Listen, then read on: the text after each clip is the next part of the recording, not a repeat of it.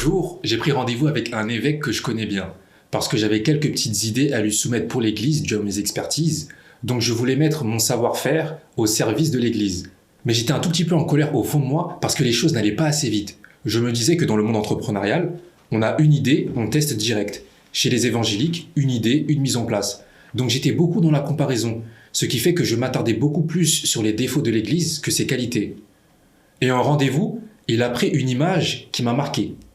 Il m'a dit « L'église est un grand paquebot qui met du temps à effectuer ses manœuvres. C'est à la fois sa force et sa faiblesse. » Et oui, il ne faut pas confondre vitesse et précipitation pour ne pas tomber dans la culture de l'instantané. Mais finalement, est-ce l'église qui est dépassée ou la société qui va tellement vite qu'elle finit par s'essouffler?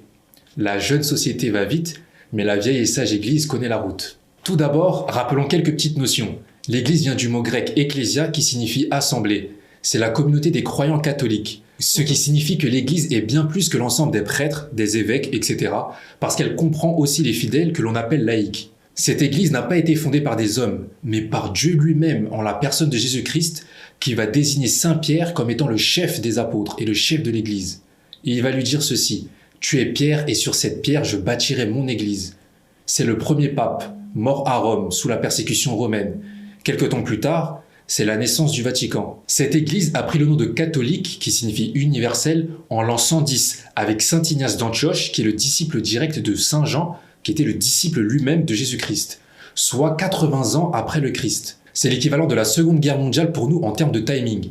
C'est très proche. Donc on a Jésus qui crée l'église et la fonde sur Saint Pierre, puis l'un des disciples de saint Jean qui la qualifiera de catholique parce qu'il y avait des chrétiens dans différents endroits. Jésus a voulu une église, car elle est colonne et appui de la vérité, comme le dit saint Paul dans l'une de ses lettres aux chrétiens de Corinthe. Pour illustrer ce propos, un exemple. À l'époque, il y avait de vrais et de faux écrits. L'Église s'est donc réunie au IVe siècle pour discerner le vrai des faux, pour donner naissance à la Bible, qui deviendra le livre le plus vendu de tous les temps à plusieurs milliards d'exemplaires. Donc sans l'Église, pas de Bible. D'autre part, elle guide les hommes dans la nuit en étant la lumière dans le monde. Elle est gardienne des enseignements de Jésus et elle en assure l'accès à tous les hommes et les femmes qui le désirent.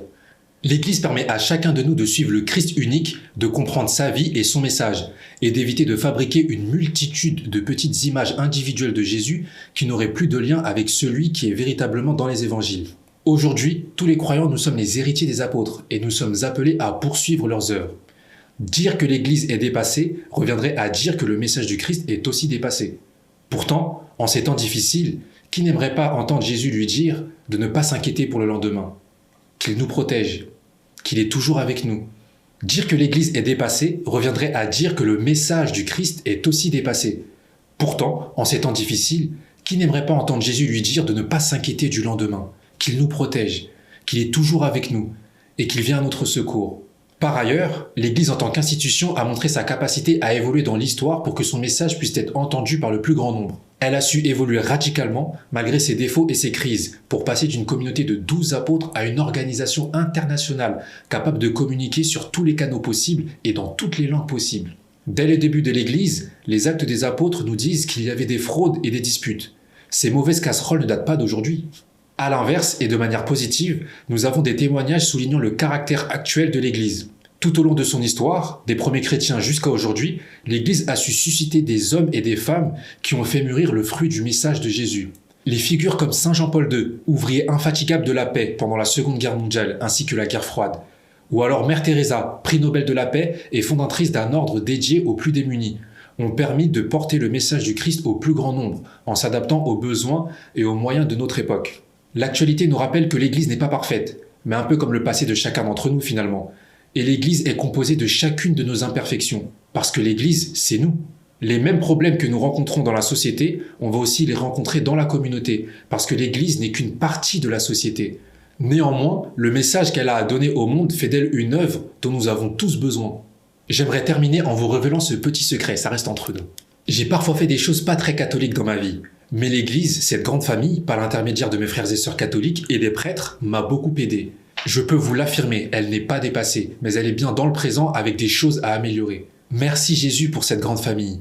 Merci l'Église pour ton soutien et ton amour, car sans vous, je ne serais pas l'homme que je suis aujourd'hui. Alors, moi aussi j'aimerais te dire ceci.